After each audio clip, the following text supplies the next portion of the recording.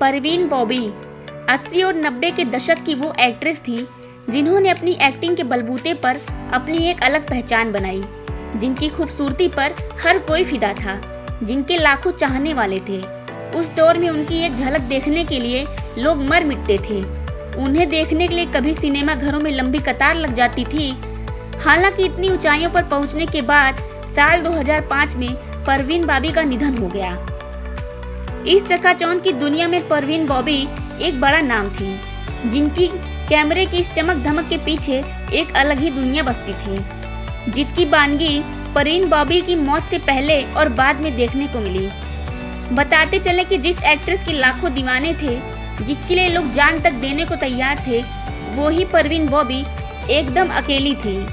उस वक्त जब वो मानसिक बीमारी से लड़ रही थी, तब उनके पास कोई नहीं था। यहाँ तक कि जब उनकी मौत हुई तो उसके 3 दिन तक किसी को भनक तक नहीं लगी थी। परवीन बॉबी को इस दुनिया को अलविदा कहे 18 साल हो गए, मगर अब भी उनका मुंबई स्थित फ्लैट वीरान पड़ा है। दरअसल जिस फ्लैट में परवीन बॉबी की डेड बॉडी मिली थी, वो मुंबई के जुहू एरिया में रिवेरा बिल्डिंग की 7वां मंजिल पर है। ये बिल्डिंग फेमस जुहू बीच के एकदम किनारे पर है। ये एक टेरेस फ्लैट है। जी हाँ, परवीन बॉबी का फ्लैट समंदर के एकदम किनारे है, जहाँ रहने के लोग तरसते हैं। लेकिन आज समंदर के किनारे बने परवीन के फ्लैट को लोग लेने से हिचकिचाते हैं।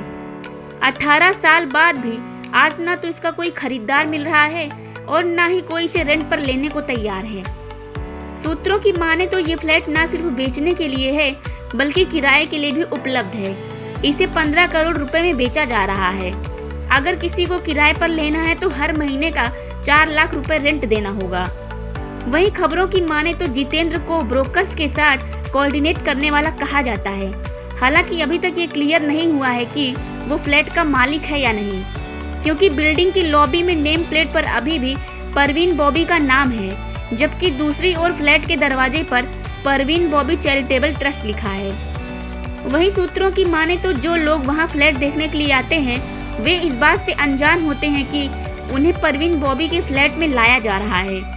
लेकिन जैसे ही उन्हें पता चलता है कि ये घर दिवंगत एक्ट्रेस परवीन बॉबी का है, तो वे इसे लेने से इनकार कर देते हैं। खैर, यह बहुत अजीब है कि इस तरह के विचार लोगों के दिमाग में आ जाते हैं। परवीन बॉबी की प्राकृतिक मौत हुई थी। दरअसल एक्यूट सिजोफ्रेनिया के कारण उनके कई अंगों ने काम करना बंद कर दिया था। शायद लोग इस बात को लेकर सोचते हैं कि मौत के 4 दिन बाद उनका शव फ्लैट से बरामद हुआ था, इस वजह से वे असहज महसूस करते थे। गौरतलब है कि परवीन बॉबी ने अपने करियर में एक से बढ़कर एक फिल्मों में काम किया, लेकिन धीरे धीरे वे मानसिक रोगी बन गई। उन्हें लगता था कि कोई उन्हें मारना चाहता है। उनके इस बीमारी की वजह से दोस्त और करीबी उनसे दूर जाने लगे और आखिरी वक्त में वह अकेले ही रह गई।